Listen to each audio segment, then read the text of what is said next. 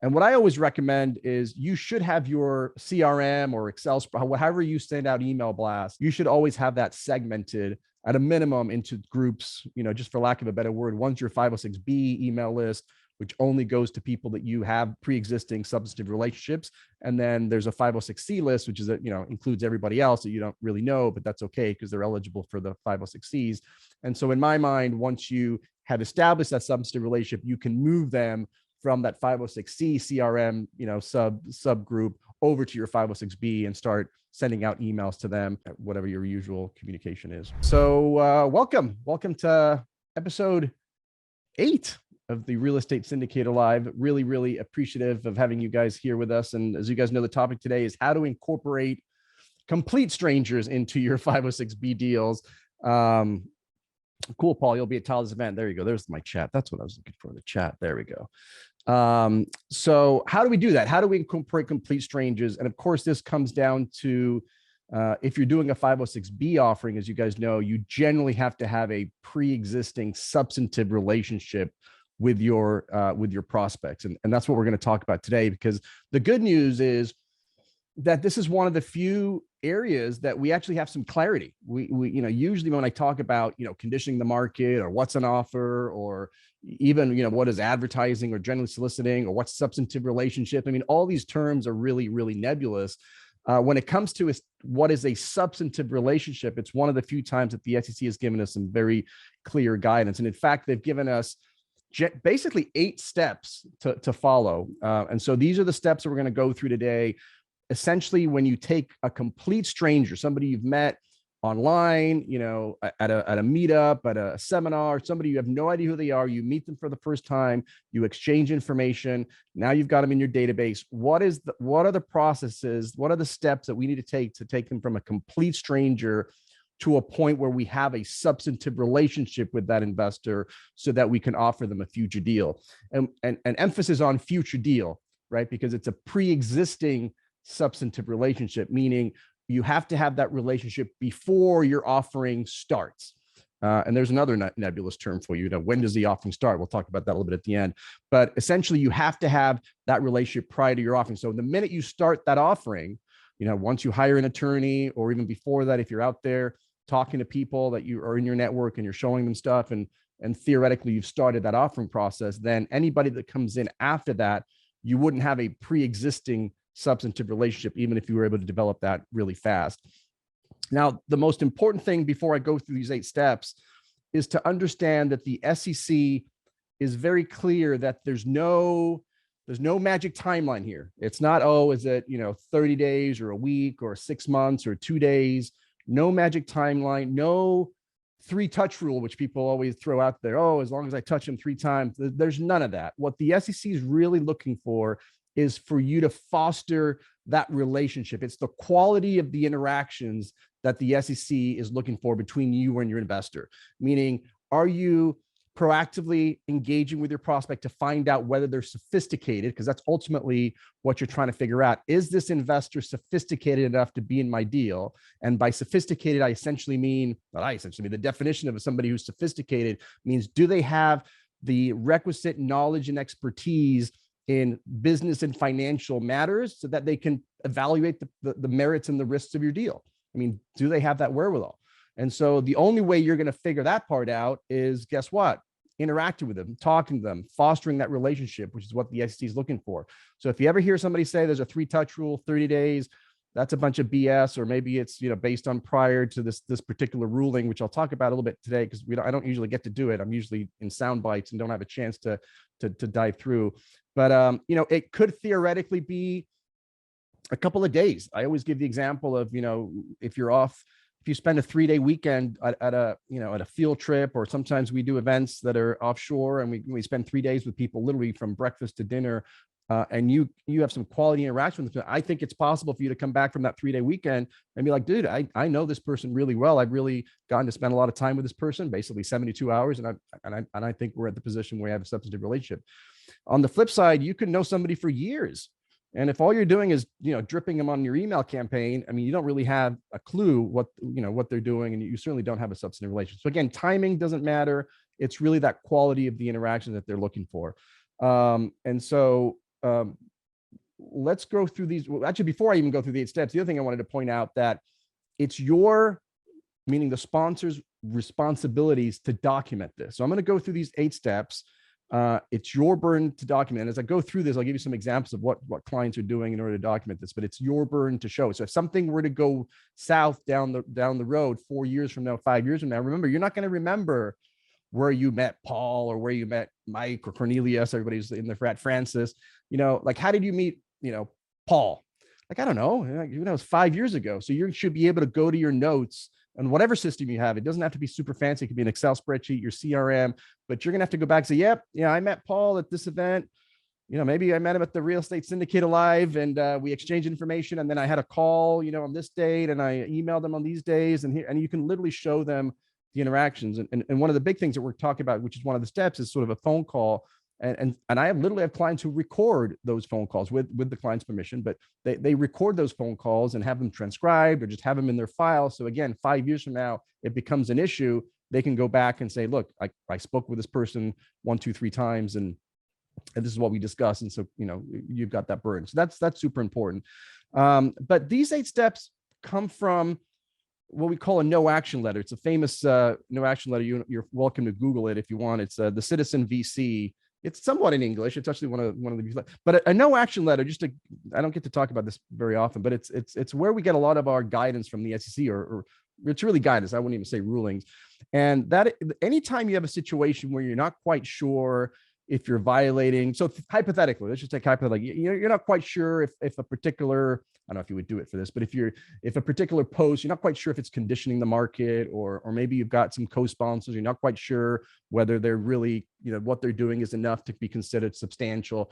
You can literally have your attorney draft a letter to the SEC and say, hey, look, here are the fact patterns that I have in my case.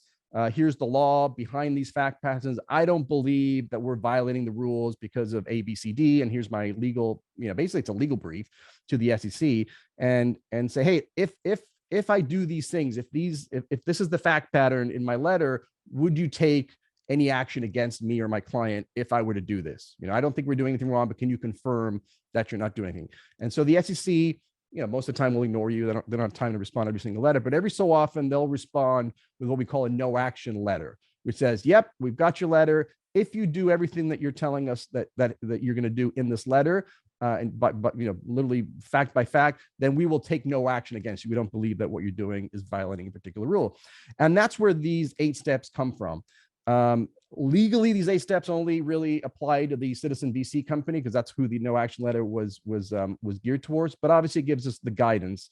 And so the more of these 8 steps you take, the better you're going to be off. As always, it's a sliding scale. So if you can do all 8, you're going to be in much better shape than if you only did 2. So that's where these 8 steps come from. And I honestly, off the top of my head, don't remember what year this was, but it's been several years now. And so all the other stuff you hear is from prior to the Citizen VC letter. So let's get right into it. So the first 2 I posted today, and probably if you got my email, they're by far probably not only are they the most important, they're probably the most time consuming of the 2. So the first one is that questionnaire. So you want to start off by sending your prospect a questionnaire. That can be a pop-up. I've got clients who have a pop-up on their website. So they're interested in, they reach out to you on the website and there's just a pop-up and it's like, hey, here's a questionnaire, please click the numbers and just submit it. If you exchange information at a seminar, webinar, maybe it's like, hey, let's schedule a call next week. In the meantime, do you mind preparing this questionnaire? So the questionnaire, a little bit more detailed than, are you accredited and what's your favorite color? I got one. I think I posted it. I think I attached it to the letter, my emails today, and it's all over the place. If not, I'll make sure that in the replay, when I send it out to you guys, we'll make sure that questionnaire is there. Feel free to use it. I basically combined a bunch of different questionnaires. I was looking for the actual one that Citizen VC used, which at some point was up there, but I think it got so much notoriety that when I went back to the website, it's just that's a pretty stale website that citizenvc.com has now. So, but I basically put one together, and it's very similar one to a questionnaire that you would get when you're opening a margin account or a stock account. So it's like, what's your risk tolerance? Are you looking for cash flow? Are you looking for, appreciation? What's your risk tolerance? What's your experience? Have you done syndication before? That kind of thing. And so I'll make sure that, oh, here's a site. Great. I'll make sure that I send you a copy. I was actually at some point today, I thought maybe I'd share a screen, but I'm not sure if that's going to work. But anyway, so step 1 is get a questionnaire out to them. Step 2 is you got to talk to them. A phone call, a cup of coffee, lunch, dinner, whatever you want to do. It doesn't have to be you. It could be somebody, representative of your company, obviously. But you need some in-person interactions, preferably more than one. Again, no magic number, but the more the better. But at least one solid 15, 20-minute call where, again, you're trying to find out whether this person on the other end of the phone that you don't really know very well, are they sophisticated? Do they have the wherewithal, the financial acumen? What's their experience looking like? I mean, you're bombarding them also almost in a nice way with questions. And then it's also an opportunity for the investor to ask you as a sponsor questions like, hey, what's your philosophy? Are you like trying to hit home runs and you're really going for risky stuff? Or are you conservative? What kind of values do you have? And again, it's all of this fostering back and forth. And so one phone call, okay, better, 2 or 3 would be even better. But again, it's just, again, the quality. And again, document it. That's probably the most important one is documenting, whether you record it or just take copious notes, put it in your CRM. I kind of like the idea of just recording it. I don't know if everybody's comfortable with that, but I certainly have a lot of clients who record it and then not do anything with it. Like you can maybe take your notes, record it, put it in your file and not really worry about it unless something were to happen 5 years from now. And then you can then say, oh crap, let's get that recording and let's have it transcribed and let's put a nice little memo together so we can summarize everything we talked about. But hopefully you've been talking about, again, the clients or the prospects knowledge and expertise. And then, probably going through the questionnaire is not a bad idea, right? You've got the questionnaire, almost like a resume, go through it. That's probably a good icebreaker, go through that. And then the other thing you can do, which is a question, maybe I should have waited for somebody to ask it in the chat, but I'll preempt it. The other thing you can totally do is show them not only prior deals you've done, again, as an examples of the types of deals that you do, but you could actually do a current deal as well. You'd have to be super clear that, hey, this is our current offering that we have right now. You're not eligible for this one, but it'll give you an idea. Let me walk you through it because these are the types of deals we do. This is a live deal we're doing. Again, you're not eligible. I'm not going to take your money on it, but let's go through it so you can learn a little bit about us and what kind of, what our waterfalls typically look like, what markets we like and why we like it and all that stuff. So number 2 is the call. Those are really the main ones. That's probably the ones going to take up most of your time. And I would argue using the 80-20 rule, those are by far the most important ones. But the other ones, for example, are they want you to send an introductory email to the prospect. So that's kind of a given of what we already talked about. You've met somebody at an event, then just send them an introductory email to introducing yourself and the team or whatever, and maybe sending them some collateral, including the questionnaire. You want to be communicating. Number 4, you want to be communicating with them online and offline. Again, just communication, whether it's an email, phone call, online and offline as well. So if you've got a website, there's always interactive thing in the Citizen VC case. There was, you can fill out a form and they would respond in the form. So again, you're communicating to them, not necessarily by email, but any other online, Facebook, Instagram, DMs, all that kind of stuff would be considered online communication, as well as the phone call or the cup of coffee or what have you. You obviously want to encourage, maybe not obviously, one of the things, step number 5 is you want to encourage them to check out your website. Hopefully your website, number 1, it's compliant from if you're doing 506Bs, but your website, if it is compliant, most likely is chocked full of not only factual information about you and your company, so they can go on there and find out about the founders and the sponsors, what their experience level is and what the values are of the company and all that great stuff. But hopefully it's also chocked with, valuable information, value add, why real estate, why Arkansas is a great market, or Florida, or whatever. So encourage them to go peruse on that. Number 6 is kind of a repeat of what I said earlier. They, again, generally want you to foster that relationship with those investors. Ask them questions, have them ask you questions so you can find out whether they're, sophisticated enough. You want to be, 7 would be advising them that, you have significant minimums in your deal.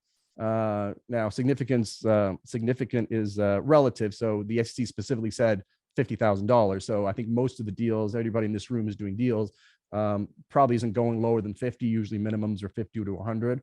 A side note, I generally don't recommend going lower than that anyway, because investors tend to invest the minimums. And so if you tell them the minimum's 25, they're going to put 25 in, even though they may have the ability to raise more. So generally I don't recommend going lower than 50, but that's something to let them know. Hey, this requires a significant minimum, 50 grand or more. Some of them are significantly higher, maybe 100 grand. So again, advising them of that. And then the last one is one that, I'll be honest with you, I don't know how many people actually do this one. So maybe 7 out of 8 is good enough. But SEC is recommending that you pull, a third-party credit report on them. I know that's sometimes challenging because you got to get their approval for it. Obviously, you got to get a social security number. But the idea again is to, number one, you can confirm the information that they've been providing to you. You just confirm their identity essentially. And number two, you can gather more and more financial information from that credit report, right? How much debt do they have? You know, what kind of liabilities they have, how much mortgage they have on their home, and all that stuff. Because again, you're trying to find out, are the investments that I have, are they suitable for this person? And a big part of that is obviously the financial wherewithal. So that's kind of number 8. But those are kind of the 8 steps. And once you document those steps and you have a file somewhere that you can then show the SEC or a regulator in the future that you accomplished these 8 steps, then it's up to you to make a decision and pick a date and just say, hey, as of today, I believe that I have a substantive relationship with this person because I've done this, and here's all the proof that I've done that. And then now they become eligible for future deals. So now if you have a 506B deal next month, next week, whatever, then you can then send them that. And what I always recommend is you should have your CRM or Excel, however you send out email blasts, you should always have that segmented at a minimum into groups, you know, just for lack of a better word. One's your 506B email list, which only goes to people that you have pre-existing substantive relationships. And then there's a 506C list, which is, includes everybody else that you don't really know, but that's okay because they're eligible for the 506Cs. And so in my mind, once you have established that substantive relationship, you can move them from that 506C CRM, subgroup over to your 506B and start sending out emails to them, whatever your usual communication is. So let me just make sure I didn't miss anything, but that's kind of what, great, 23 minutes, perfect. So that's kind of what is that right? I can't even add anymore, 17, 18 minutes. I should have started that, by the way. I went to the dentist this morning, and so had a couple, as always, my teeth are horrible. And so my neurons aren't firing in all cylinders. I also banged my head yesterday. So I feel like my neurons aren't firing in all cylinders today. But so let me just make sure I take a look at my notes and make sure I didn't miss anything. No, I think I get it all. So anyway, I'm going to open up to questions specifically to this topic. And then as always, I'll stick around as long as you guys need me to answer any other legal questions. Let me go through, oh, wow, ton of questions here. Let me go through. Hey, great. Hey, Cornelius, thank you. I may keep you in mind, buddy, to co-host moving forward. Paul will be at Tyler's event next week. Right, I'm trying to actually get Tyler for next week. He's just an incredible guy. And one of the things that's on my list of value adds for this community is sort of personal development stuff. And he's really being in a mindset and thinking big and goal setting and all that stuff. So we're hoping to get Tyler on next week. Mike will be there. Great. Francis, aloha. Aloha, everyone. You're in Hawaii, right, Francis? I think aloha kind of gives it away. Rosales will be in Vegas. Thank you. All right. All right, Tony. Tony, Tony, you're the first one up here, buddy. So why don't you? That's a great relative question. So you want to unmute and ask your question about referrals? You bet. Thanks, Mauricio. Always good stuff, man. So the topic of referrals seems to come up a lot because you're working with people like and trust, me as the syndicator, and they want to refer people, but they're referring people while the deal is actually happening in the middle of the raise. And I've kind of heard mixed opinions on, can you accept them or not? And the line of thought on can I accept them is I didn't advertise to them. They were referred to me. As long as I check their suitability and, do all the things like you're discussing, then it's okay. But I didn't have that pre-existing relationship before the deal started. So I'm not sure which way to go. Great question. So you've heard a lot of mixed reviews. I'll give you the correct answer. So having a pre-existing substantive relationship is one way to show that you did not generally solicit or advertise. It is not the exclusive way. And that's smack out of the SEC's, what are they called?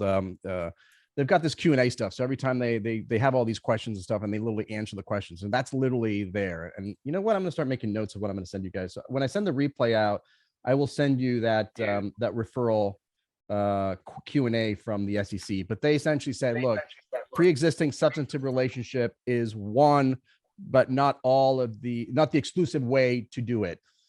Granted, it's 95, 96, 98% of the way we do it, but referrals is one way that you clearly did not generally solicit or advertise, right? So if you have the ideal one, the perfect scenario would be you have an investor already in one of your other deals, or maybe the current deal, and they refer somebody, say, hey, I love Tony's deals and he's doing a great job. I want to make an introduction to you. Here's Johnny. He's my brother-in-law, my friend, whatever, connect.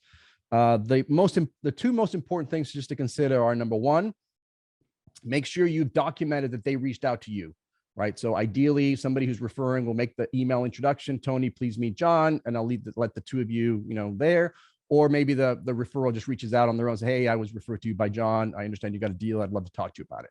So again, document. So that email is in your file, so that if ever becomes an issue down the road, you pull that email out, you've got the proof. And then, of course, the other one is you can take the referral. What you cannot do, obviously, is compensate that person for the referral, right? And so if they're doing it for the goodness of the heart, or, like I said, if they're an investor and maybe, hey, maybe I've invested in your prior deals. I don't have money. I'm out of resources right now. I can't invest in your deal, but hey, let me introduce you to somebody. So those, and again, the other one that we often talk about this one, but if somebody randomly kind of knocked on your door and asked you if you had a deal or something, again, that would be another scenario. Very, very, very unlikely. But if somehow you got a cold call or something, you obviously did not advertise or generally solicited that person. So referrals are a great way to do that. Now, again, it's got to be unsolicited. The reason I don't talk too much about that is people then get excited and they're like, oh, what if I do this? What if I do that? Right. So, asking somebody to go speak, on stage or something, and then trying to call that a referral. I'm literally talking one-to-one combat. And I'm literally talking not having 50% or 80% of your raise from referrals. That wouldn't look right. So, but if you've got one or two or three people that have come in through a referral, you don't have to go through you don't need a pre-existing substantive relationship. You don't have to go through these steps. It's still separate apart from the substantive relationship. It's still best practice, like you mentioned, to obviously talk to them and just make sure it's suitable for them, right? Even if you don't need the pre-existing relationship, again, the extreme example, you don't want to be taking the last dollar from the 85-year-old grandma who has no investing experience ever. So you want to talk to them, make sure this is a suitable investment. No rule of thumb, but I'll add this too. I think we talked about it in one of the prior lives. General rule of thumb is not to take more than 25, maybe 30% of their net worth or liquid capital. So even though they're eligible, if they've got less than $1 million in net worth, you don't want to be taking, again, you don't want to be taking if they've got 100 grand of their life savings, you don't want to be taking, 75 grand of that. So keep that in mind as well. But great question, Tony. Thank you. Thank you. All right. Drew, sorry, buddy. I just saw that. I just answered that, Drew. Look at that.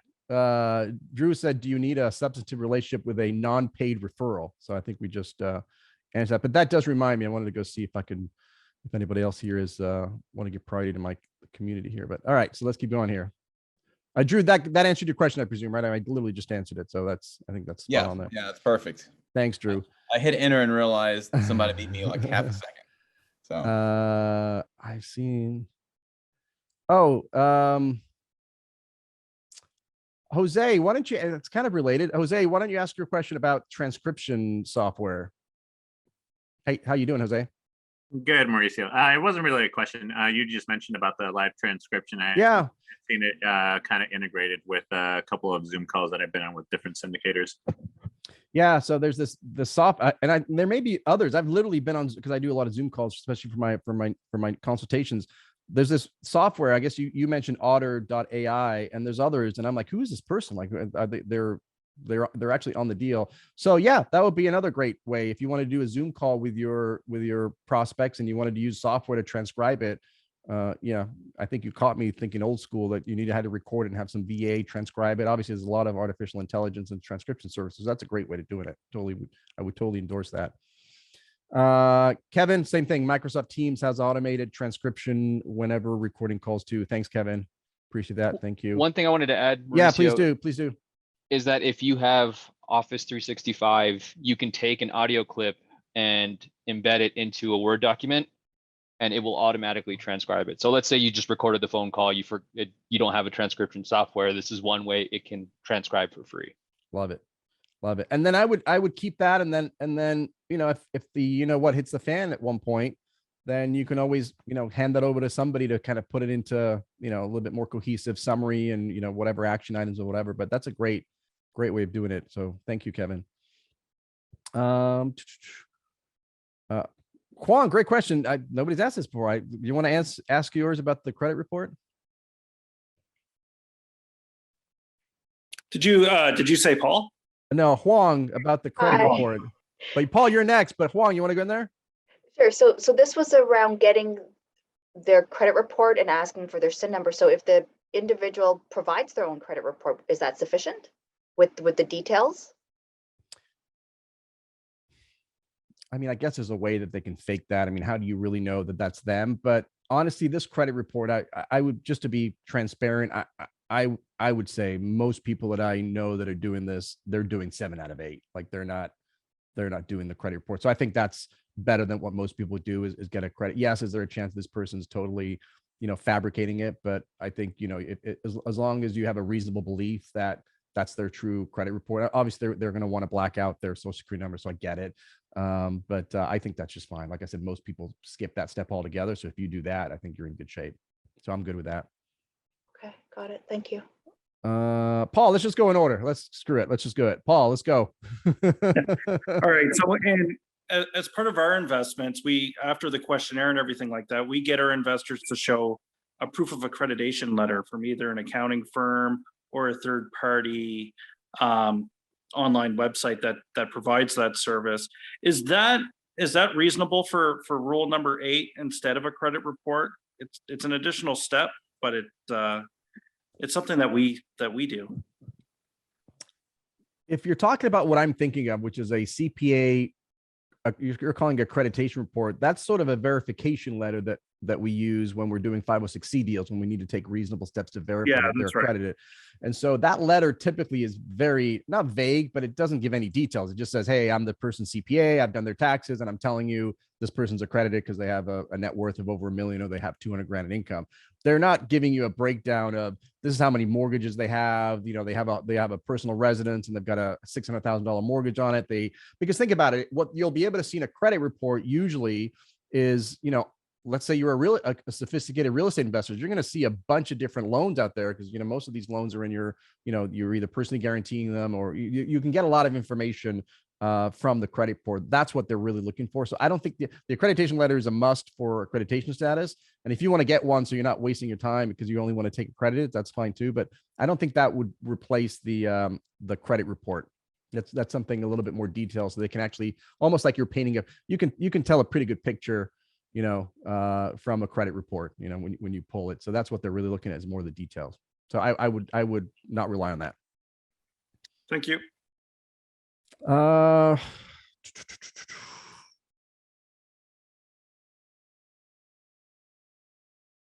Tony, do you want to ask your question about the email blast? Yep. So I know we can't mass advertise, so I can't set up an email campaign in my CRM system and blast it out to everybody. But what if I had a list of people that I knew were family, friends, part of 506B? Could I still drop them all in the BCC on an email, or do I have to send 700 individual emails? Oh God, no. No. You can definitely mass. I don't. That's maybe not the right term, but you can definitely. What's the word you used? Mass email blast. Yes. The tricky part, and this is a great argument for being careful with 506Bs, and there's always that debate as to which one's a better exemption, B or C, and we've had some fun debates between those. Maybe we'll do one of these days in the community. But one of the probably the best argument against using 506B is that, well, most people violate it when they do the email blast because they don't really have a pre-existing substantive relationship with everybody on that list. But you 2 points here. Hypothetically speaking, if everybody on your list, your 506B list, you have a pre-existing substantive relationship, let's say with all of those, let's say it's 1,000 people, and over the years, you've talked to every single one of those and you have a file for them, you've taken those reasonable steps, you've taken those 8 steps, all 1,000 of them, then you can just blast it out to all 1,000 people. No different than putting together a Facebook group and saying, hey, the only way you can get into my Facebook group is for us to go through these steps. And once you have a substantive relationship, then I'm going to let you in the group. That's not an issue. The problem is just I mean, it just happened to me the other day. Again, it's like, I go to conferences like everybody else and I meet a ton of people. I'm there obviously in my capacity as Premier Law Group's attorney, but 2-3 weeks later, I'll get an email from some person that I don't remember. You meet 50, 100, you get 100 cards away. You don't remember everyone. I get an email from somebody I've definitely not had a call with, and they're pitching me a deal. So that's the concern that I generally have with 506B and those mass emails is that, do you really have either a pre-existing substantive relationship, or do you really have you've known them since kindergarten and clearly you haven't solicited them. So, but if you are comfortable, I was gonna say comfortable or confident that everybody in there is quote unquote clean, then go ahead, blast it to 5,000, 10,000. The more people you don't have a pre-existing relationship in there is where you're going to get into trouble. Yeah, what I do, Mauricio, is in my CRM system, I tag people. So if I feel that I have a pre-existing relationship, I know these folks well enough, I tag them as my 506B, and then I export that list and I just scrub it before I do a 506B deal, just to make sure that, I can vouch for all that. And I'm taking notes along the way of where I met them, how I know them. I have categories for people of what sphere, I found them in, whether it was a corporate job or a running club or wherever I met them. Yeah, no, that's great. And that's an extra step. And again, especially what would be awesome would even help you even further, I think, is if you had sort of, and by the way, these steps that I went through from Citizen VC, this was part of their sort of policies and procedures. Like they actually had this written out and like, oh, here's how we handle every single, because it's a big company. And so they had multiple reps. So these are our processes and procedures. Step 1, we would do this. Step 2. So if you had that in your record somewhere too, like, hey, you're not going to remember specifically what happened 5 years ago with a particular investor, but if you can say, look, here are my processes and procedures. This is what I do on every single deal. I start doing this, then I do this, and I do this, and I do this, and I do this. Do I remember Johnny from, 1985? No, but I go through this process every single time. So I'm telling you, I would have done this. And so that would help you tremendously, I think, if you had that actually written down somewhere and you were able to do that time and time again, because then you can rely on that process and procedures, even if you're not going to remember everyone. I can guarantee you that. All right. Thanks, buddy. Thanks, Juan. Your 50% efficiency is some people's 100. Hey, Tammy's in the house. Hey, Tammy, how are you? Why don't you ask your question? That's always it's a good question. Yeah. Hi, Mauricio. Hey, Tammy, how are you? I'm doing really good. Long time no see. I know. Good to have you here. Thank you. So my question is, what triggers the need for this documentation? And you've given a couple of examples where you said, 5 years, or I met them in 1985. So what triggers it, and how long do you have to keep this documentation? Yeah, great question. A complaint. I mean, it's very rare. The only time I've seen an unsolicited SEC letter is if you're doing something which is a hot button. Like if you're right now, like if you're raising crypto or something, anything crypto related, it's kind of a red flag, and they'll flag it. But if you're just doing your regular syndication, the audit starts. That's a great way to frame it. The investigation starts with an audit. It's when somebody complains. Somebody picks up the phone. Most likely it's not the SEC. Most likely it's a state regulator. The SEC's understaffed. They, unless you're, doing Ponzi schemes for $100 million. I'm not saying they're not going to come after you, but it's more likely in whatever state that investor is located in, that's who they're going to call. And the minute the investor calls, the state will then get excited and send out, a letter, just, hey, we're opening an audit. Please send us all the documentation and blah, blah, blah, blah. And that's how it starts. So it always starts with an investor complaint. My experience has been, and we've gone through, I think I've shared this story before. I've probably done, I want to say 7 or 8 of these over the years, especially back in, 07 or 08, the last issues that we had. And usually what happens is the SEC sends you a letter. They ask you for a ton of stuff. They'll ask you not only for all of your offering documents, they'll ask you for all the communications, all your notes, all your pictures, all your recordings, literally everything. And not only for the deal in question, but all the deals you've had for the past, I remember 5 or 10 years or whatever. In my experience, I'm not saying this is the way it is, but in my experience, they're looking for low-hanging fruit. And so typically when we respond with, 700 pages, because I sent it all, with all the investor signatures. And, in the old days, I would actually send them a photocopy of wet signatures. Now, of course, it's all DocuSign, but they see that there's an attorney involved, that you've got a PPM, that you've got your blah, blah, blah. I never hear from them again because now they know it's, you know, it's going to be a fight for them to kind of argue whatever. But that's what's going to trigger, Tammy, is a complaint. I don't know, to be honest with you. I'm going to look at, and I'll email it to you guys. Maybe I'll add this to think. I don't know how long the statute is on limitations. I'll be honest with you, I probably should. I'm going to say 10 years at least, but I'll let you know how long you should keep it for. Again, everything's electronic these days, so there's really no reason you shouldn't keep these. I don't want to say forever, but you know, you can store it on an external drive or something. You know, that's you know, the old days you had boxes, right? The banker boxes full of. Maybe some of you guys aren't old enough, but you know, when I was working at the law firm, we had a file room, at the, you know, in the basement, and it was just like, you know, so you couldn't keep, after 7 years, you wanted to get rid of those things and burn them because they were just taking up too much room. But these days you can, you know, everything's storable. So, but I'll let you know what how long you should hold it for. But that's when you're going to need it, when the investor complains, which is why it's going to happen when the next time you get a little bit of a tailing off or even a slight, it doesn't have to be a full-blown recession, but just something that softens up a little bit. You know, all these syndicators who are, you know, overpaying a little bit for these deals, just, you know, assuming that in order for the deal to work, you're going to need to continue having 10, 15, 20%, you know, rent growth or what have you, and they're not anticipating a 2% rent growth or a negative rent growth in the next recession, then that's when it's going to become an issue. So hopefully that answers your question, Tammy. It did. Thank you so much. Thanks, Tammy. Good to see you. Kevin, you want to ask your question about? Yeah, go ahead. Yeah, I was just asking what happens. Let's say the sponsor does mess up, they create a boo-boo. How does it affect the investors, or does it even affect the investors? It affects the investors in that, and again, it usually happens when something goes south. Somebody's complaining, that means something's going wrong, meaning you're not getting distributions, or most likely the deal's not going well. So there's a good chance you might be losing money. So from an investor standpoint, it's just a question of, are they going to lose their money, or some of the money, or all of it? You know, maybe the bank has to take it back, or you know, what have you.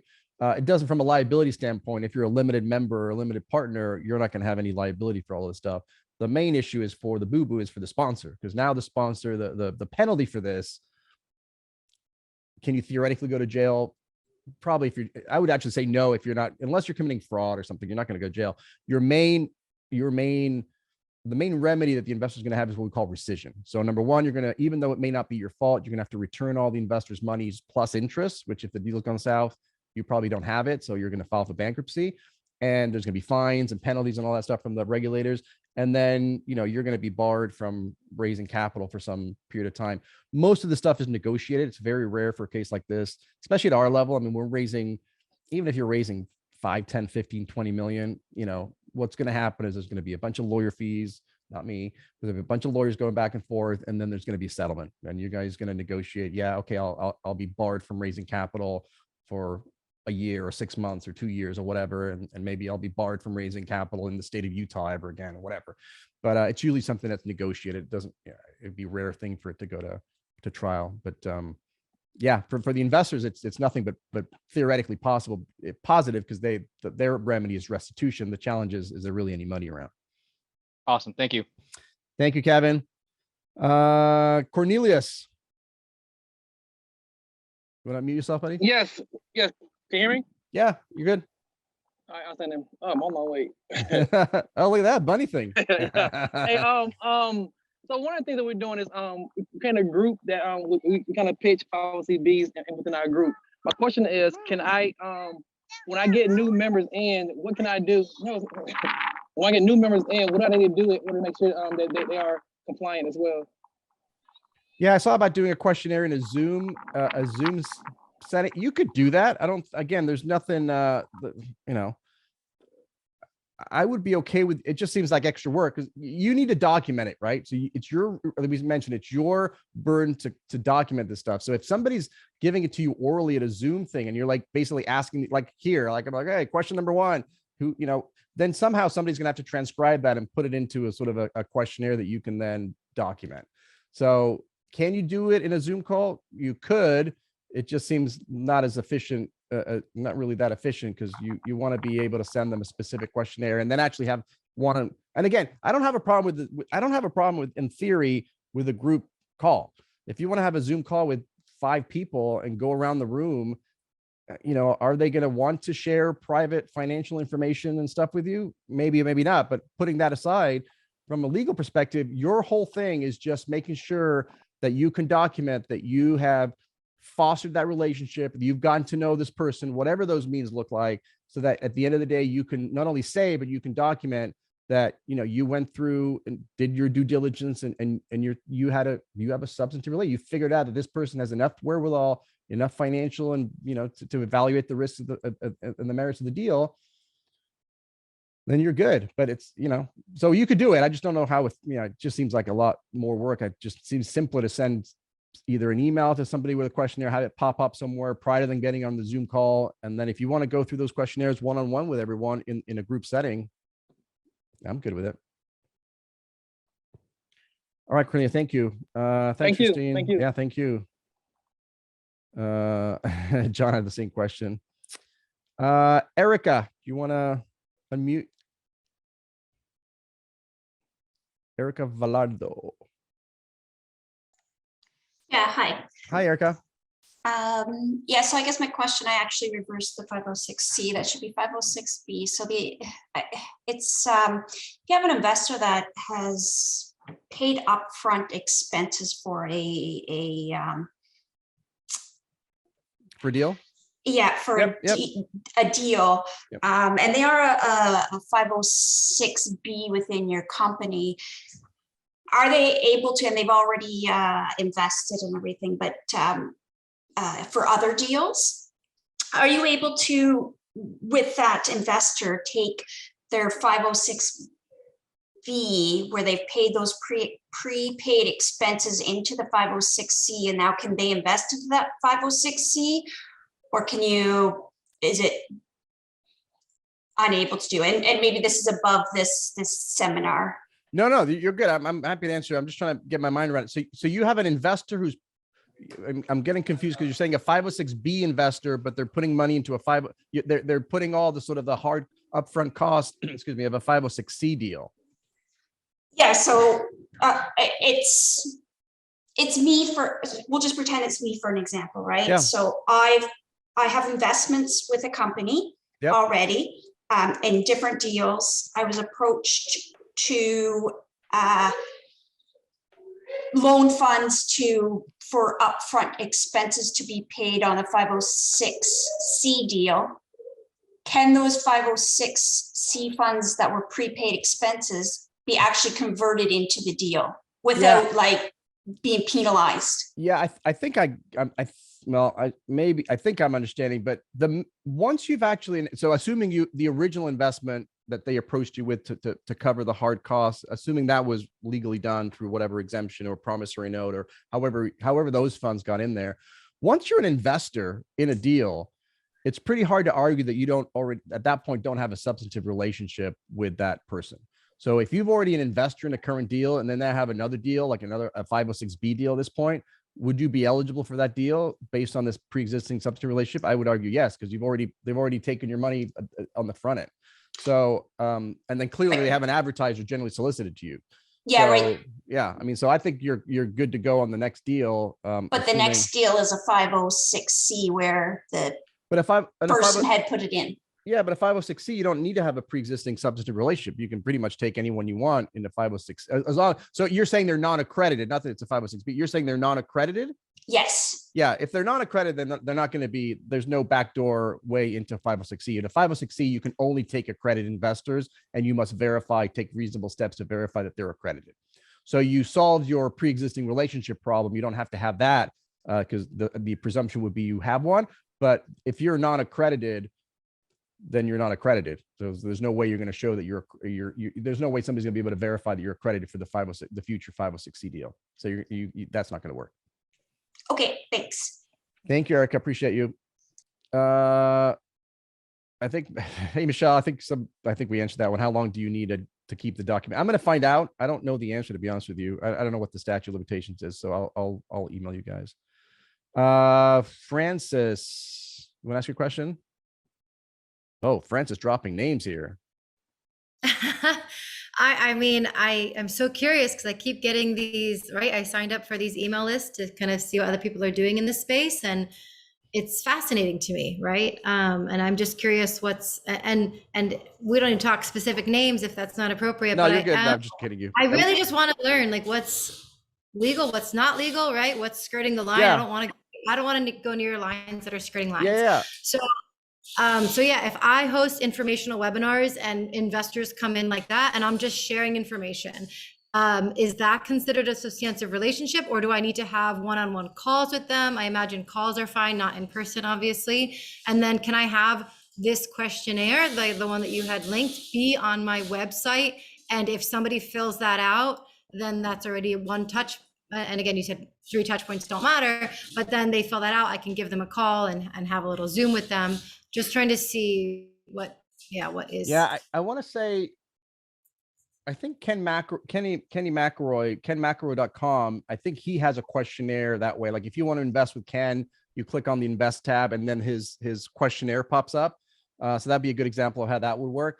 But yes, so there's a couple of different, let's break that apart because there's a couple of different questions there. But if you are able to, like this, so this is a purely educational, and so in your case, if you're doing some webinar on, how to attract investors or how to do due diligence and any of that's pure value add, right? Zero pitching, definitely no pitching, right? But you could advertise that educational series. What do you think a podcast is, right? A podcast is just an educational thing. So you can do those, and that would, think of it this way. That is the way that you get somebody's contact information and onto your CRM legally, for lack of a better word, right? So you're adding value. Nothing, I've always said, nothing wrong with putting together a report, getting there, hey, why real estate's the greatest asset class, getting an email. So nothing wrong with you putting an educational webinar together, advertising that, you're growing your brand, get them in, and then put them through those steps. So at that point, you've got their contact information. That's fine if you're doing a 506B, and then go through these 8 steps. And then at the end of that, they'll be eligible at the end of those 8 steps. Brandon, you mentioned Brandon Turner, he does 506Cs, so he can do whatever he wants. I mean, anybody who has a large audience like Brandon typically does a 506C because there's no way he knows everybody on that list. And so he's able to do educational stuff, but he literally, if he wanted to, which I think he's about to, go on, just blast an ad, do a Facebook ad or a podcast ad and just, say, hey, I'm raising a bunch of money for my next deal. And if you're interested, email me. So that's totally legit because he's doing a 506C. But in your case, bring them in through value. What I want to avoid, I'll just make this comment. This is really hard to prove or whatever, but if there was a way to prove that this was just like a scheme that you're putting together, right? Like, oh, this is just like a smoke and mirrors. I'm bringing them in here, but then they go into some funnel and then I talk to the salesperson and then like a week later, I'm basically pitching them a deal, then no.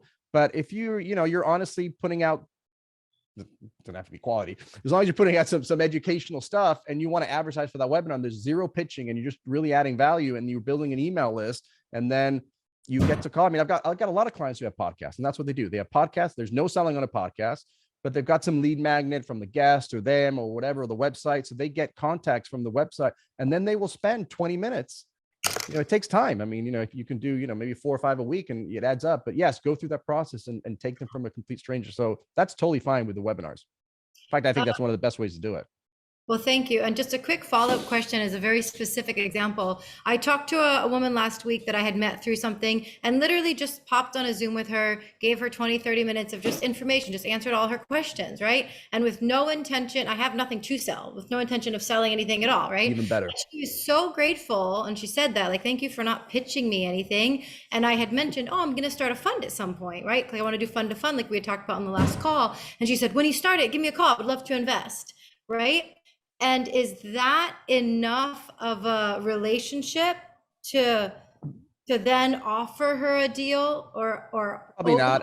I would go through those 8 steps. Right? It looks like you at that point you've got step number 2. You've had a call with them, but that call really wasn't about trying to find out what their level of expertise and knowledge and all that stuff. You were talking about just giving them value. So to me, the response, if you wanted to really keep it clean, the response there would be, wow, I'd love to, why don't I send you a questionnaire? Let me send you my website, and then let's hop on another call. We can go through and just blah, blah, blah, blah, and then take them through that. And they'll be nice. Now you can, you've got 2 calls with them. And I'm sure there's something in that you could gather from that call that showed that they were sophisticated by the way the questions were or whatever. But that alone, I don't think is going to cut it. But that's a great segue. Great. Let's, love to hop on the call with you. Let me send you some information and let's, encourage them to go check out the website, give them the questionnaire, all that stuff. So that's a good way to go, but not by itself.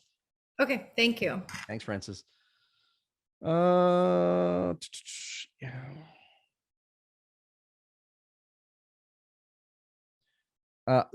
Inga, do you want to ask this question? Because I like my response to this one. So. Oh yeah, I just wanted you to clarify when you said the state would pay attention when they get a complaint from an investor, someone who invested with you, or just any random potential investor who did not even invest with you? Oh, you went a different direction. Look, my thoughts are that this is kind of my soapbox a bit, but over the years, the SEC, which is, remember, the federal level, has stripped away more and more of the state's powers. All of these are federal exemptions, which means we don't really worry about the states. We don't have to comply with I don't say they're silly laws, but we don't have to comply with them. And so they get very frustrated, in my opinion. And I've attended things and I can kind of feel it. They're kind of frustrated because a lot of their powers are taken away and they don't want to admit it. And so one of the things that they get excited when there's a complaint because they've got something to do. And so any complaint that they get in, they're going to be pumped and they're going to send out their letter. It's a form letter, so it's not going to take any time. And they're just waiting to jump on getting some, crappy response from them that shows clearly they didn't have a PPM, they didn't have an attorney, they didn't have any of that stuff. And they're going to be excited to go after it. They usually won't reveal, they definitely won't tell you who the complaint came from or really even, why. You would usually talk to them and you can maybe get some info and just understand that it's an investor, which is usually the case. But could somebody like a competitor of yours call them and make it up?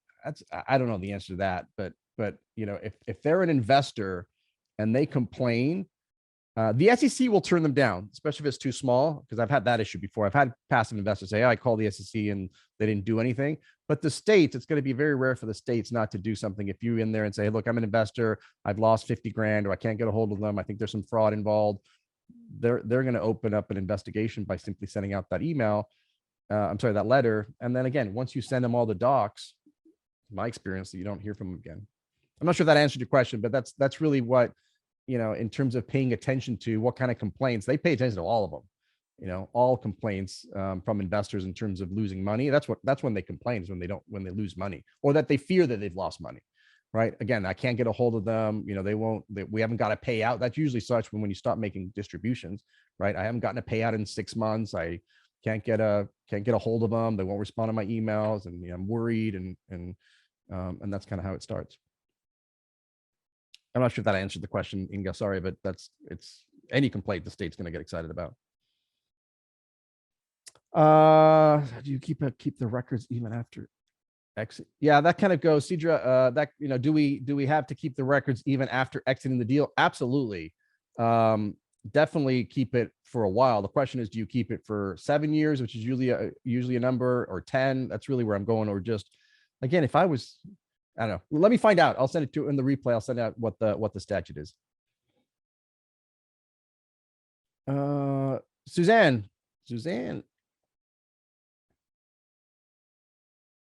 Suzanne Evans.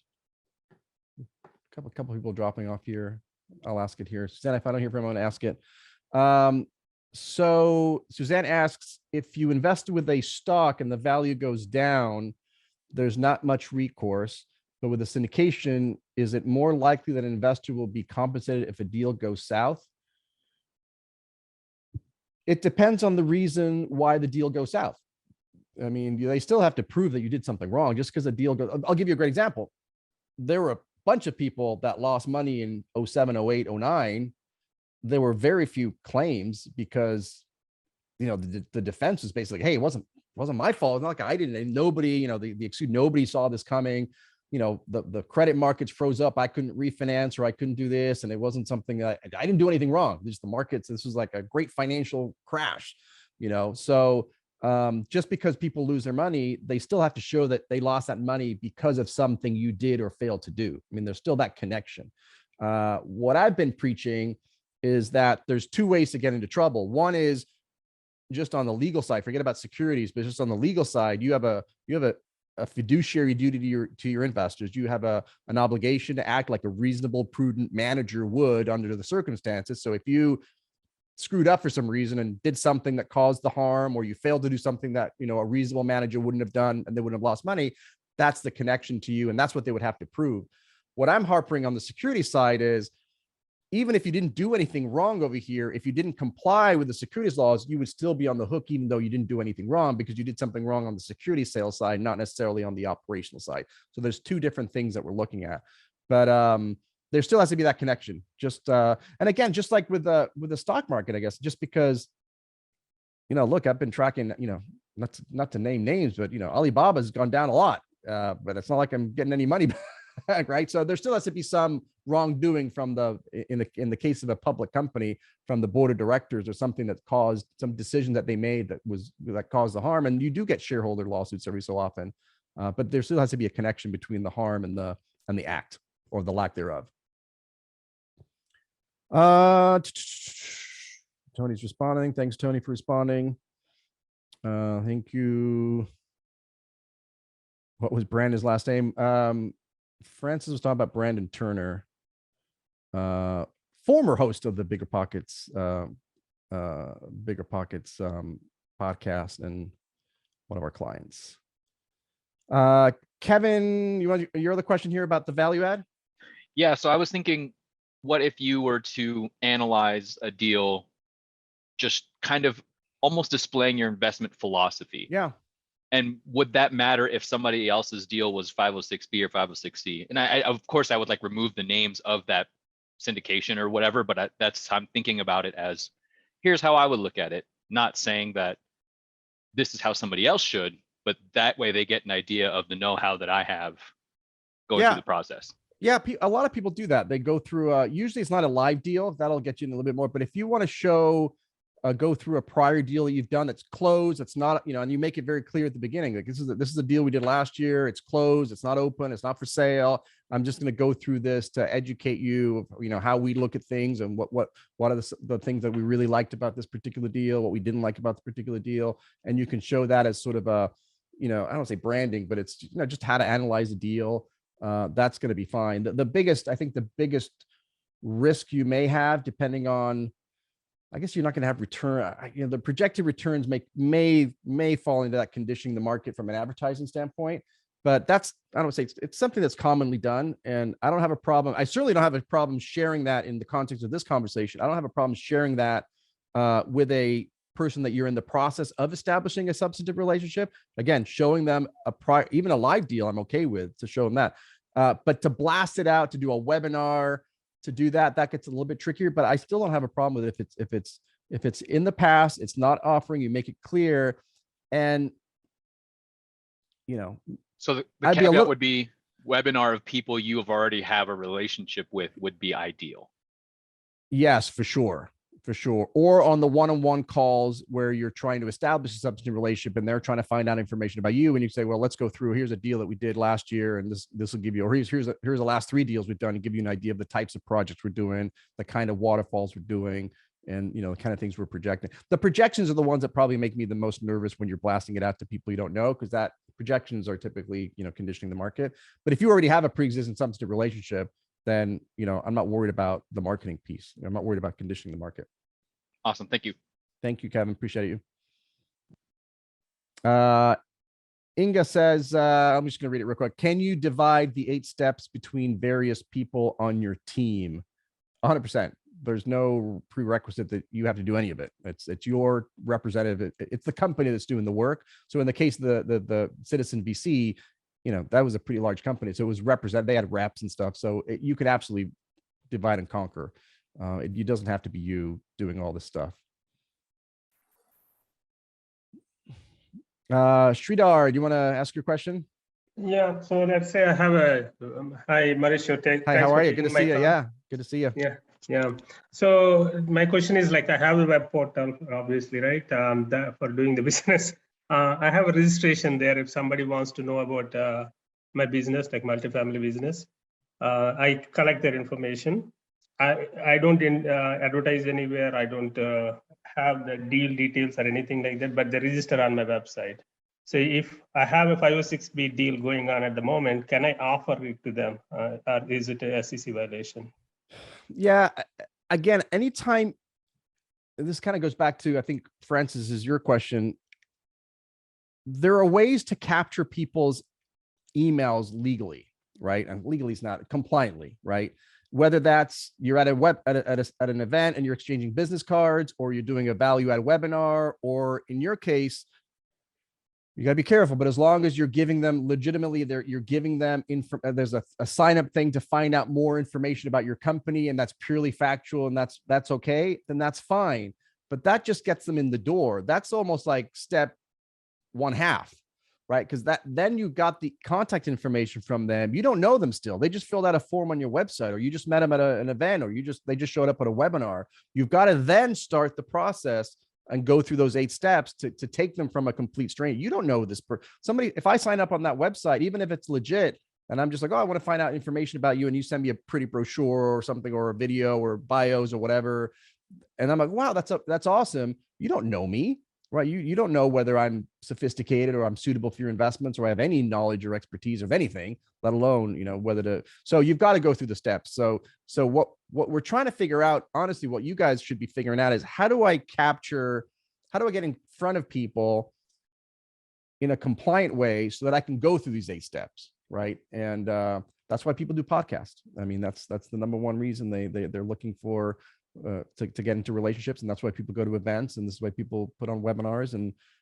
that's a great way for a lead magnet. Again, on your website, why real estate's the greatest asset class in the history of man and womankind, or why the state of Florida is the best market right now, or why you should invest in crypto, or whatever those lead magnets. And now, or you give them a report, something of value, and now you've got their email. That's where you start, and now you've got to go through those 8 steps. Thank you. Thanks, Sridhar. Appreciate you. True, you zoned out. Look, I know the steps aren't, they're actually pretty delineated. So let me just repeat those steps real quick. So let's just do it in order. I'll just read it so I don't screw it up here. Number 1 is the questionnaire. Number 2 is the call or the meeting. Number 3 is sending an introductory email. Number 4 is contact them online to answer questions that they have about the company. 5, encouraging them to explore your website. 6, generally fostering the relationships to find out about you and for you to find about them. Number 7, advising them that there's a significant minimum in your deals, minimum 50 grand, and some of them are significantly more. And then number 8 is pulling a third-party credit report so you can get some more. Number 1, confirming their identity, that they're telling you the truth, and B, you've got some additional financial info. Thank you, Drew. Alex, you want to unmute yourself? Yes. Hi, Mauricio. Hi, Alex. How are you? Good. How are you? Yeah. Good. So we have a situation here. I have a huge list of people that are interested in investing, and I'm turning them down because I have not figured out how to accept the fund. So we are in the fund. We work with large operators. We negotiate better pref and better returns for our investors. And at this time, we only take accredited investors. But is there a way to take non-accredited? We have pre-existing relationships with them. We talk to them, we nurture them, and we just haven't figured out a way how to take the funds. Yeah, so in a fund of funds, you can absolutely take non-accredited investors. There's just a couple of issues that pop up. So let's go through those real quick. The main one is in my mind, I think this is the main one of the two.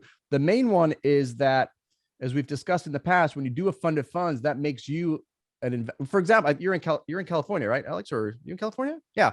So yes. Yeah. Or did you move already? No, you're up in the north. Yeah.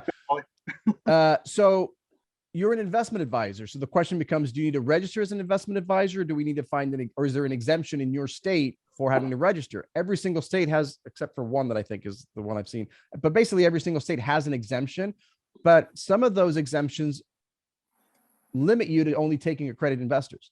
And I think California is one of them. So in order to qualify for the exemption, you're going to be, they're going to allow you only to take accredited investors. So the way around that would be you'd have to go register as an investment advisor in the state of California, which is not something I would really be jumping up and down on. Same with Texas. If you reside in Texas, I know that's another state that allows you to do a fund of funds and doesn't require you to register, but it does require you to limit yourself to accredited investors. Some are more onerous, as people on this call know. Some states require even worse than accredited, $2 million in net worth, or some are even qualified, individuals, meaning 5 million in assets that they can invest. So that's number one.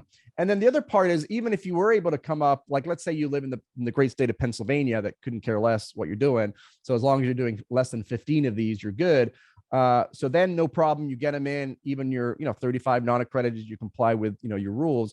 Then the other challenge is that then you're obviously, your fund is non-accredited, because all of your investors are unless you're doing a fund that's larger than 5 million, that's going to be spread across the numerous deals. Because if you're raising 5 million for the specific purpose of investing in another deal, that's not going to cut it. But if your investors are non-accredited, there's a good chance your fund will be non-accredited, so you wouldn't be eligible for 506c deals, for example, to invest in, or you wouldn't be eligible for Reg A. Well, you could, I guess Reg A is not a good example, but anything that requires accredited, if the underlying investment limits you to accredited investors, you would not be eligible because your LLC is not accredited. That's the other issue. And then the last issue you want to just be aware of, especially if you're doing a large fund, is you want to make sure you're not considered an investment company. Because if you've got a fund and you're passively investing in other deals, the last thing you want to have to do is register, have to register under the Investment Companies Act of 1940. And the most common way to get around that registration is just having less than 100 investors. That's where that 100 investor rule comes in. But you don't want to play cutesy with that either, because the rules about what counts as an investor is tricky.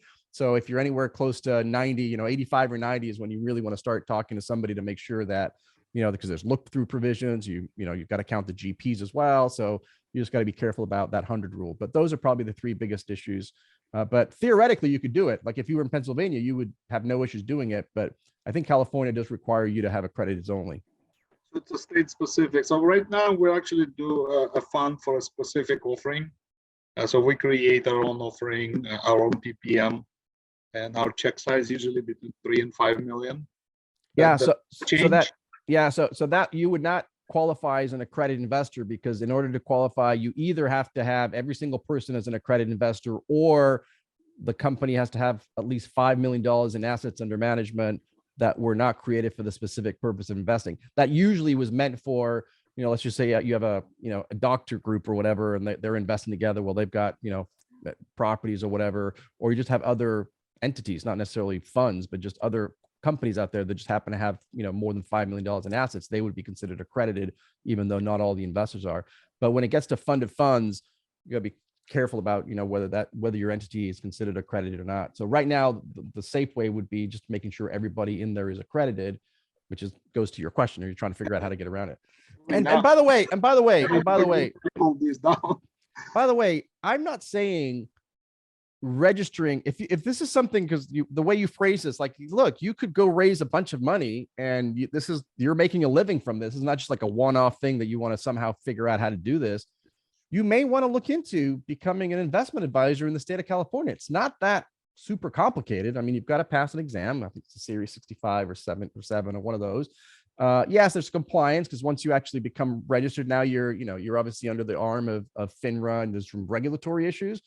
But to me, regulatory issues just means money, dollars. So, I mean, if you're making enough money where it makes sense to have to outsource, what you're going to end up doing is outsourcing the compliance to some company. You're not going to have an in-house compliance officer, but you can hire somebody to do that for you. So it's just a check that you have to write. So if you're doing something, if your checks are 3 to 5 million, and so you're talking about putting a 10, 20, 30, 40, 50, $100 million fund together, it's probably worth looking into becoming an investment advisor in whatever state you are, and going through that process and having a compliance, most likely outsourcing a compliance. So that's definitely an option. Sure. Now we've looked into that, and compliance is something that I prefer not to deal with. I was RIA at one point. Yeah, there you go. So you know how that is. I know it's not it's the lesser of two evils, I think. Exactly. Thank you, Alex. It's good to see you, my friend. Thank you. I think. Oh wait, a couple more popped up here. Almost done here. This is I usually read the first half of the question. Then so BD, you want to ask your question? The first half looked like it was going in a cool direction. Yeah, thanks, Mauricio. Yeah. My question is, if you have an investor interested in investing on behalf of their corporation, let's say they have a C Corp, and how will you be able to validate the C Corp's accreditation in your 506 deal?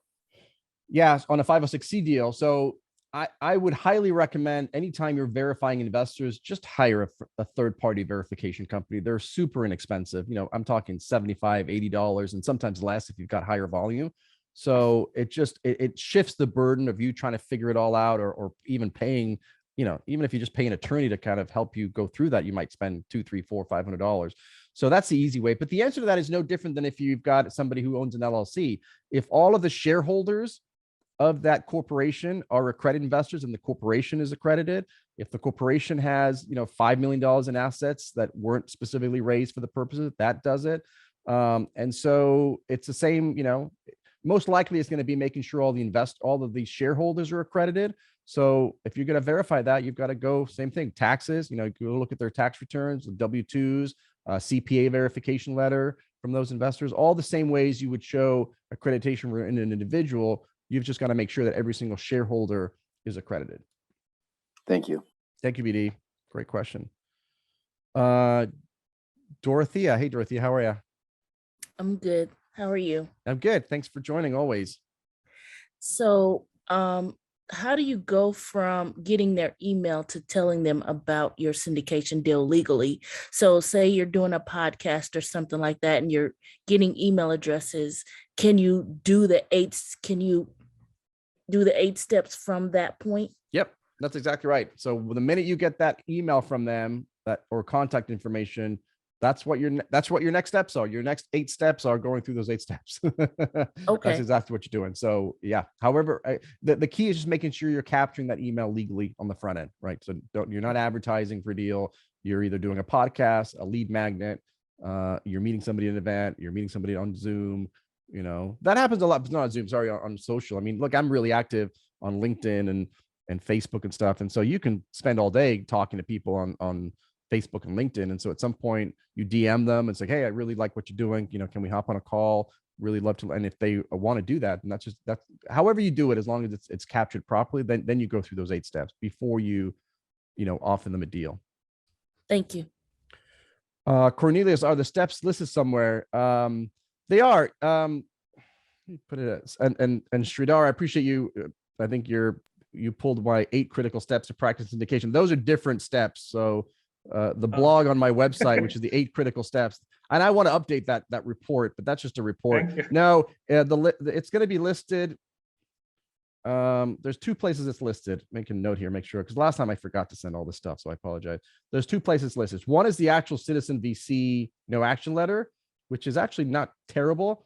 But then the other way it's listed is my ebook, which I'm going to send everyone a copy of, the 5 things every syndicator must know to stay out of jail. That's where this that questionnaire is an attachment to that. It's just an ebook. And then the chapter on substantive relationships, which I think is chapter 4, enumerates those 8 steps. So I'll make sure that I attach those this time when I send out the replay, hopefully tomorrow. And actually, I'm actually posting, if you guys aren't part of I think most of you guys are, but if you guys aren't part of the Facebook group, the Syndicator community Facebook group, that's where I'm usually posting the replays these days. So it's a great community. Everybody's helping each other out. So would love for you guys to join us there. And, oh man, more pop-up, good. Thanks, Francis. Kapil, off topic, let's do it, Kapil. Is it Kapil? Kapil or Kapil? Yeah, Kapil, hey, you Kapil. got it. How are you? Hey, Mauricio, good. How are you? Good. Oh, good to see you. Good to see you. Good to see you as well, and thanks for doing this. Of course. Yeah, quick question. So, if a foreign fund wants to invest in one of my deals, what is the normal or the best way to start thinking about that? The best way to start thinking about an international fund or an international investor is that they have their own exemption, which is Regulation S as in Sam. So a lot of this stuff wouldn't even, theoretically, you could structure it in such a way that the pre-existing relationship and the 35 non-accrediteds and all this stuff wouldn't even apply to a foreign fund or a foreign investor.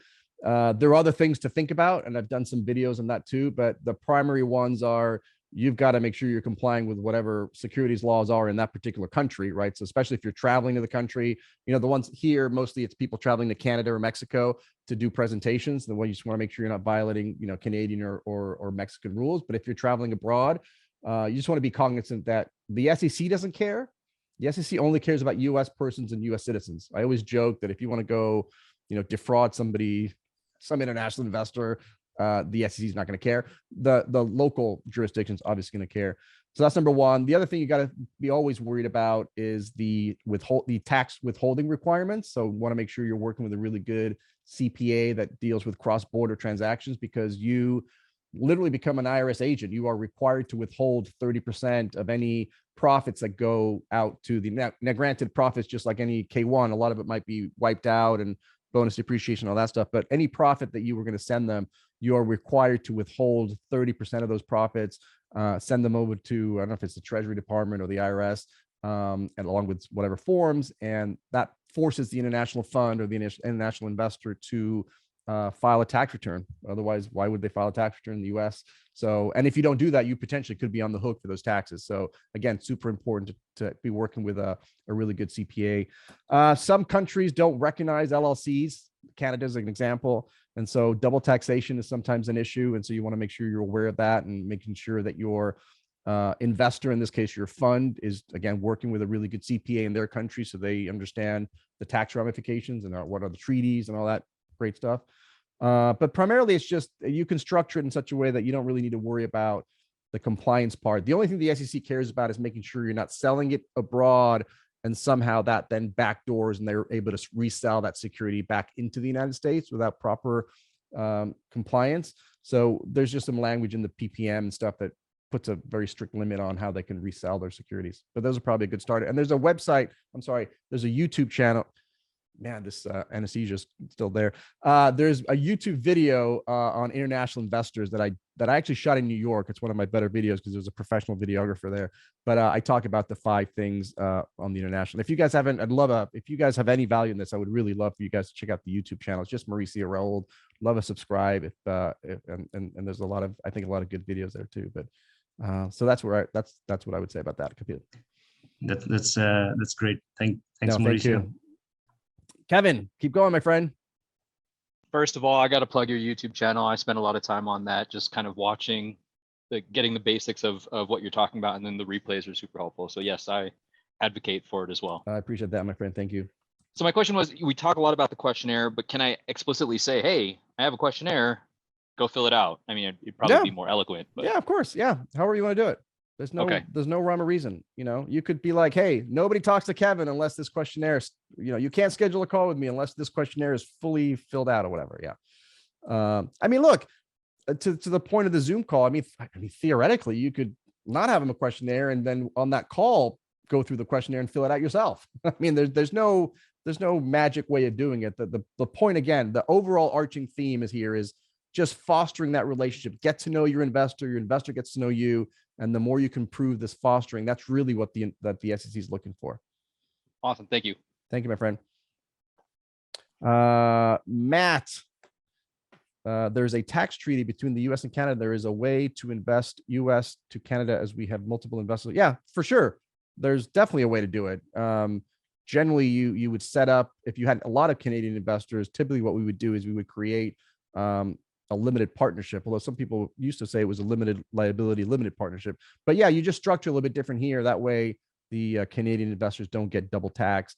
But it's just something to be aware of. But yeah, we have plenty of clients that are raising capital from Canadians, or I have Canadian clients as well. But thanks, Matt. That's great.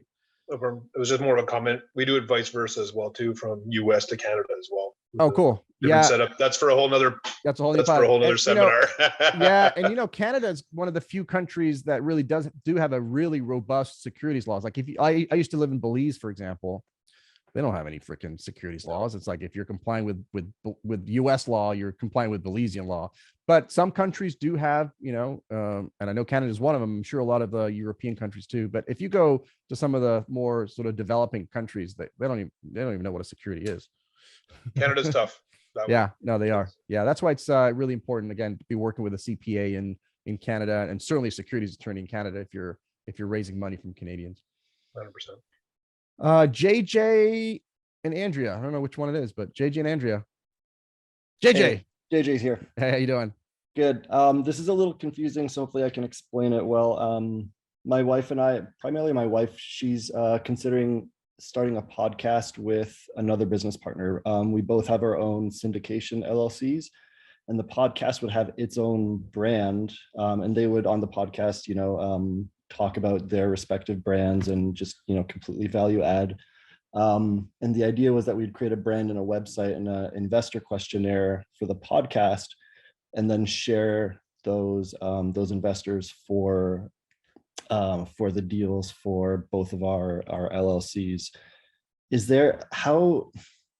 Are there any concerns you would have with that kind of structure? I'm just trying to think, like, how does that work? Like, do investors that go through the 8 steps with the podcast questionnaire, do those implicitly apply, can be transferred over to both of our LLCs, or like, how does that kind of potentially becomes messy? So I'm kind of wondering like what your thoughts are on that.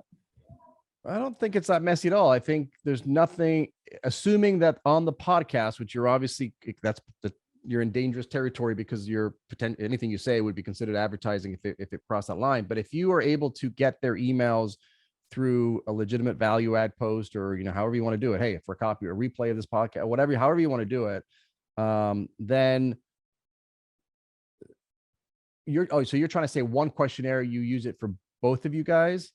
Right, because if the questionnaire is almost but I'm good with that. I'm okay with that, because what you want to have, though, what you will want to have is each of your brand, assuming they're separate brands and separate things, then you would have to have your respective teams then have the phone call, with the one-on-one phone call with each one. But you could use the same questionnaire. There's nothing that says you have to have a separate questionnaire for every single. So the questionnaire is the questionnaire. Again, the idea of the questionnaire is just that you have that information, whether you got it by yourself or you had to divide it by 100 people. The investor could have the freaking questionnaire on their own Facebook page. Like, I don't care how it gets filled out. It's just you having that information. So if I'm hearing you correctly, you somehow getting their email address, or maybe just sending them to a website, popping up a questionnaire, and then that questionnaire, a copy of that questionnaire gets shared to both of you, and then your respective teams has individual call, assuming you're doing everything separate. Mm-hmm. That's the way I would do it. There's no magic. You don't have to have 2 separate, however you were trying to figure it out. I would just use that same question. What I'm more concerned about is how are you sending them to the website, and what's on the website and that kind of stuff. But because the reason a website would pop up theoretically would be, unless it was just a more generic website, a questionnaire, and then maybe there's a follow-up. That's another way to do it. Maybe there's a questionnaire and there's a follow-up questionnaire. But like, why are they getting a questionnaire? If they're just going on to a value add, like, why are you suddenly like asking me, why are you asking me what my net worth is, or what my income is, or what my investment? Like, I just came for some value add. So I'll be more concerned about that piece. The piece you're worried about, or you're asking about, I'm not concerned about that at all. Share the questionnaire with both teams, and then just have each team use that questionnaire when they're reaching out and doing those remaining 7 steps. Got it. So each of those 2 teams would have to go through those 7 steps. Yeah, if you're doing it separately, yeah, unless you're both, whoever the issuer is, because the issuer, the syndication LLC, and the entire GP group, or somebody on the GP group, is the one that has to have the pre-existing relationship with with them. So so that's okay. Thank you. Thank you, JJ. All right, let's do the last one, because I gotta head back down and have some dinner with the fam. Huang, let me read it real quick. I don't know what CAD. Huang, why don't you read your question? So if I was a Canadian syndicator, got it. So Canadian. from Canada, and if I had a deal in Canada and I knew somebody in the US, like somebody from this call, and I said, hey, can you use your group to invest with my deal in Canada? Is there any additional stuff that we would have to do? Are you here in the US pitching this Canadian deal? No, so the US syndicator would be doing that. So it's a US syndicator, but are you deals issuing in Canada? What about the LLC? Where's the syndication LLC?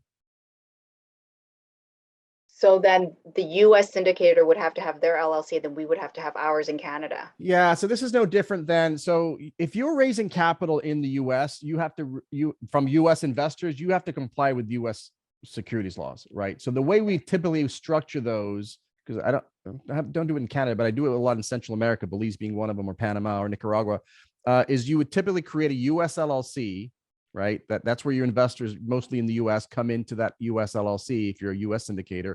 And then that US LLC typically buys or owns 100% of the local entity. So in this case, a Canadian, they're not going to be LLCs, a Canadian LP or whatever the things are, right? And so the syndication LLC raises the money. It basically, instead of buying the property in Canada, buys the entity that owns the property in Canada. And that's how we usually structure those. But if the deals in Canada and the entities in Canada, and most people are in Canada, that probably would be flipped. But from your question, you're saying that the US person is the syndicator. So the person raising money is in the US, presumably has some US investors. So they're complying with, so the way I would structure that is I would call that a US raise, and I would do a 506B, 506C for the US investors. And then for the Canadians, if I need to, I may use Reg S for the Canadians. That's how we typically would structure those. Okay. So US LLC owns 100% of a Canadian LP that owns 100% of the property. Okay, got it. Thank you. All right. I think we've got through the end of the day. I, again, really appreciate you guys sticking around. I'm really enjoying these. So I'm looking forward to next week. I'm actually in Cabo. And so again, we're trying to get Tyler involved. Bethany will probably do that one, but Tyler's an amazing guy. And I know some of you guys are already watching, going to go see his event and thing. And then we'll be back. I'll be back the week after and looking forward to adding some more value to you guys. So again, thanks a lot. John, I saw your message. Thanks so much for that as well. Appreciate you. And we'll see you next week.